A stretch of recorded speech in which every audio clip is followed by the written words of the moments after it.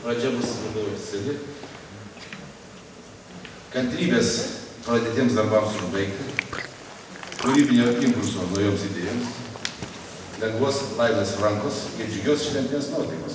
Inauguracijos iškilmių proga Klaipėdos apskrities Lions moterų klubui Sviltė linki broliai notariečiai klubas Klaipėda.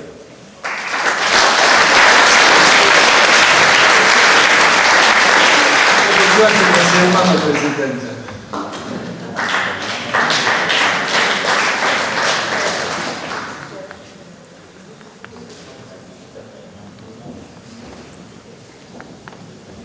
Na ir nebūčiau politikas, jeigu neišnaudočiau tos puikios progos ir lietučiau keletą žodžių iš šios scenos, matydamas tokį puikų, gražų būrį žmonių, kurie savo veiklą tikrai nusipelno didelės pagarbos.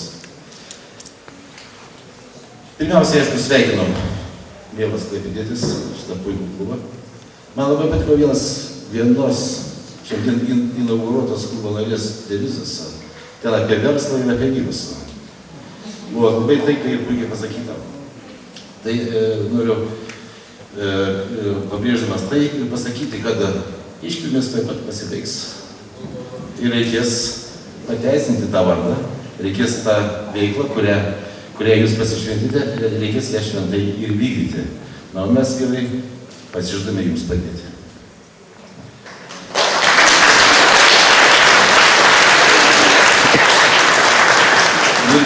Aš šiandieną labai džiaugiuosi galėdamas iš šios scenos šioje puikioje salėje.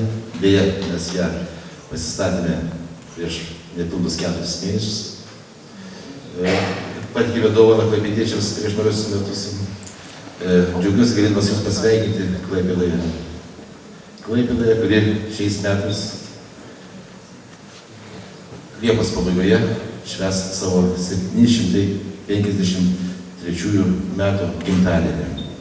Švęs jį vėl labai gražiai jūros šventės metu. Sveikinu jūs šiame mieste, kuriame gyvena 192 tūkstančiai gyventojų, kurie mokosi, dirba, puoselėja savo miestą ir mūsų devizas ir šūkis, kad mes norime gyventi mieste, kuriam būtų labai jauku ir patogu ir tai mes darome kiekvieną dieną. Sveikinu mieste, kuriame gyvena 5 procentai, mažiau negu 5 procentai gyventojų. Tačiau mes sukūrėme daugiau nei 12% bendrojo vidaus produkto. Labai skambus ir džiugus rezultatas. Ir baigdamas savo sveikinimus, aš tikiuosi, kad jūs dažnai lankysite mūsų miestą ir kartu su mumis džiaugsitės jo pasiekimais. O jums visiems linkiu kuo geriausios kloties jūsų kilmėje veikloje. Ačiū už dėmesį.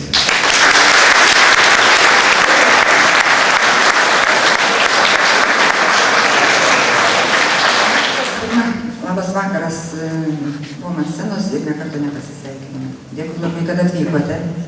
Mėlyi Lietuvos liūtai, liūtės ir visi gerbiami svečiai, artimieji.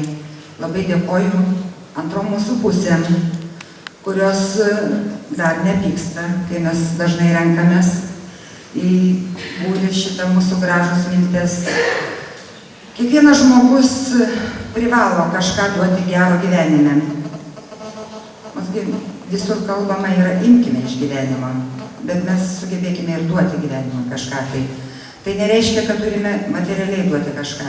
Mes galime atiduoti savo širdies dalelę, gero žodžio, patarimo, ar net šypsenėlės.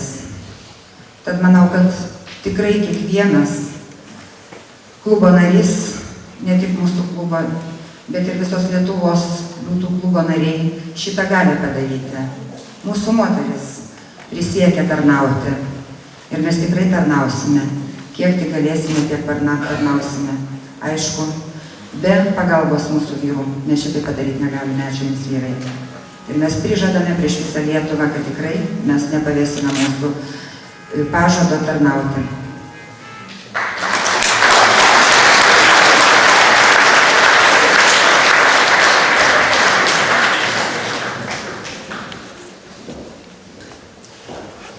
Šiame klube susirinko moteris, matėte, jau subrendusios, gražios, talentingos, visos, ką dar jūs pamatysite šį vakar.